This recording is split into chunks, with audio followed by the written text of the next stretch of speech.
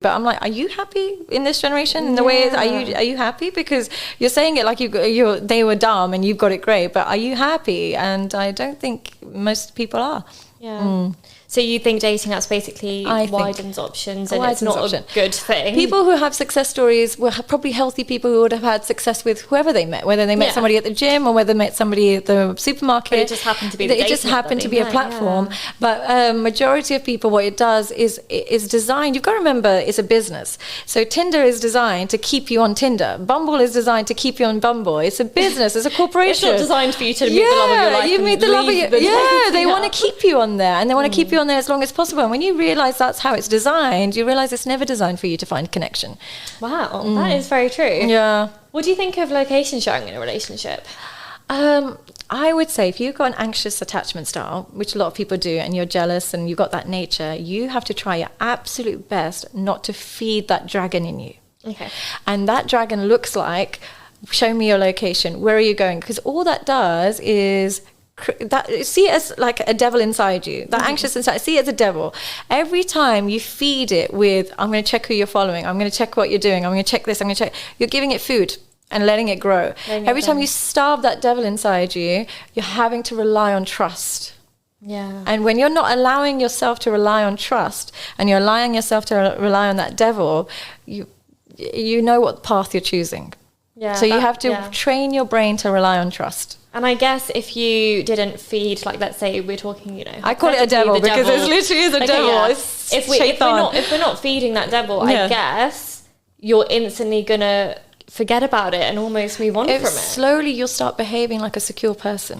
Yeah. Because secure people don't do that. So you're forced to, and it's so much anxiety. It's like fighting against the urge, but you're doing your future self lots of favors. Yeah. And if you're not, and you're feeding the devil, you're doing your future self a disservice. And you've got to remember your future self. Yeah. Okay, I feel like I'm giving you 5 questions right now, but what's your opinion on a one-night stand? You know what I'm going to say. It's awful. It's awful because you know what it is? Very few people will leave a one-night stand and think, I'm so glad I did that. People leave actually feeling awful, dirty, that they did it. Dirty, yeah. And men can 5 minutes brag, I had a one-night stand with this chick, blah blah blah, this, that, and the other. And but majority of women I can't imagine a bigger insult as a woman to have a one-night stand because that person didn't call you back. Like, are you not embarrassed? Like, I know. It's like, isn't that embarrassing? I don't think it's somebody to shame anybody for what they want to do, but I think for me, it's just not the life I want to live. I can understand guys are different or whatever it is, but as a woman, if you have a one-night stand, what that screams is, why isn't he calling you back? Like, why hasn't he called you again? Like, I would be so insecure if I had a one-night stand, because all I'd be thinking is, so he didn't want to see me again. And so I can't understand what is in it for a woman. I get 10 minutes of pleasure, but sacrifice that 10 minutes of pleasure with a lifetime of value.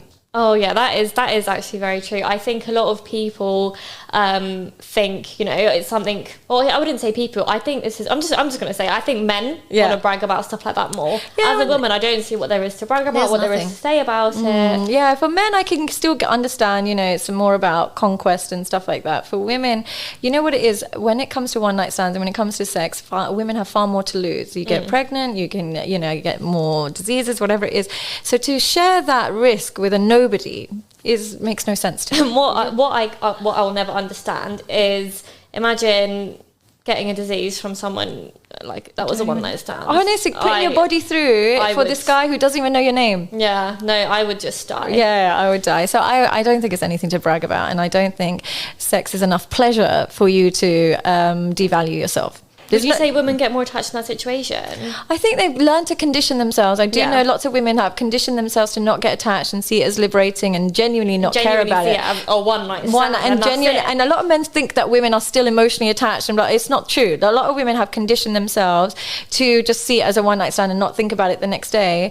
But I can't imagine happy women doing it. Yeah. So what I would say is the one night stand is a symptom of a deeper emotional issue, and I don't think happy women give their body up as easily. Okay, so being Asian and talking so openly about, you know, relationships, because that's predominantly a lot about what you speak about, and you know there are some controversial things because you're a psychologist. You must receive some hate? You know what, I have been quite lucky that it hasn't been too much hate, but you know, I do get, you know, the odd Asians, you know, saying stuff to me here and there, but the hate usually is more gender-based than it is color-based. Okay. So what I find, it's more men get angry about a video, women get angry about a video, but praise be to God, I've been quite lucky that my community hasn't come at me particularly because, I would imagine it's because my message seems to be in line with my religion as well. I don't really promote a lot of like frivolous dating. I don't promote, you know, lots of sex before marriage or anything like that. I actually try and promote long-lasting relationships, which is totally in line with my faith.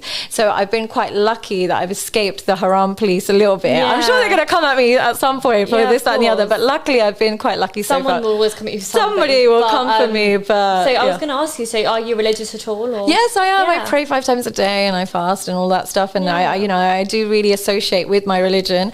Something I don't talk about online because obviously I know I don't look it, and I don't want to say something that's offensive at some point or accidentally or whatever it is, and people associate that with my religion.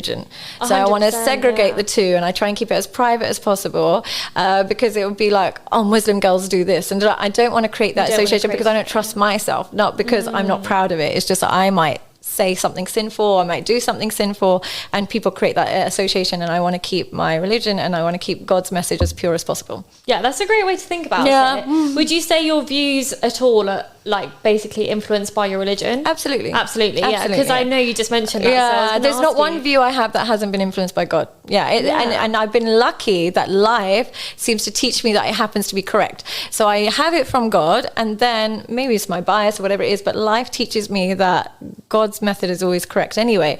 So that combination of my experience and my background happens to be in line. So I've been quite lucky. So things that I'm disagreeing with, like the one night stands, the cheating and this, that and the other, happens to be in line. Praise be to God. I spoke once actually on my Instagram about interracial and interfaith marriages. I did like a whole video about it, and it got a lot of reaction.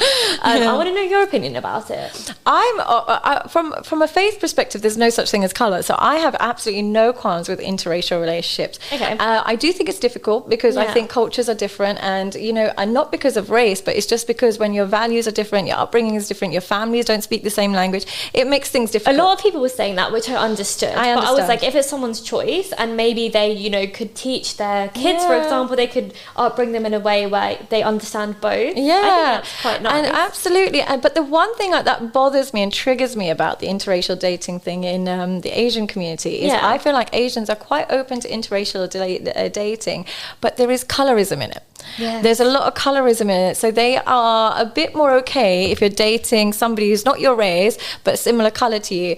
But I do think that there's, especially the men in our culture, if they see their women with dating men of a different race or different color, if they see Asian girls with black men, they feel a way about it. They won't say it openly, but I know that they feel a way about it, and I think that racism bothers me because it's so specific. If I can understand if it's generic and it's like, oh, I want you to stay within your own, but it's actually so specific to one culture in particular, that triggers me a bit. But have you ever experienced that or noticed that they have a way about that? Sorry? Have you ever noticed that they feel a bit more of a way when like Asians with a particular colour? Yeah, no, I was going to say, I think colorism plays a big part because I think people feel it more because, you know, you can see it in a way. People feel it more when you can see something, which is obviously not the right way to think at all. I completely disagree with it. I hate anything like racism, but I think it's definitely it's a thing, right? Especially in our culture. So it's something that we do have to kind of out a little bit because it's so like undercover and hush-hush.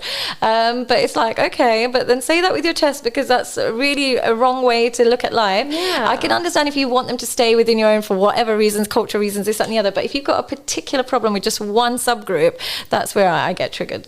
So how can people book you for like a one-to-one therapy session or like a self-coach session? Well, I'm on the radio, on UK Health Radio every week, and I'm also reachable by TikTok and Instagram at Sadia Psychology, and you can book one-to-one sessions, or you can have an hour, half an hour, it can be couples, whatever you need. You can always contact me and I will try and schedule something in as soon as possible. Oh my god, I love that. And on the radio, you said the UK Health one. Yeah. Do you speak all things relationships? No, what I've done there is you can send your dilemmas to me via Instagram, and I read them out, or you can call in and I give a quick 10 minutes for each question. I give you my professional opinion, and then obviously you can take it or leave it, but then that's the segment of the show, and I will try and theme the show so it will be like questions on cheating one day, abuse on another, toxic relationship, whatever it is. That's free advice. There you go. So you can do that. You can contact me either way. But yeah, I'm out here. Well, you guys heard it there. Sadia Psychology. Great psychologist. If you guys want to book, you know where to go. But yeah, thank you so much for coming on my show. Thank you so much for having me. I loved it. Yeah, and thank you guys for tuning into my 5th episode. Bye.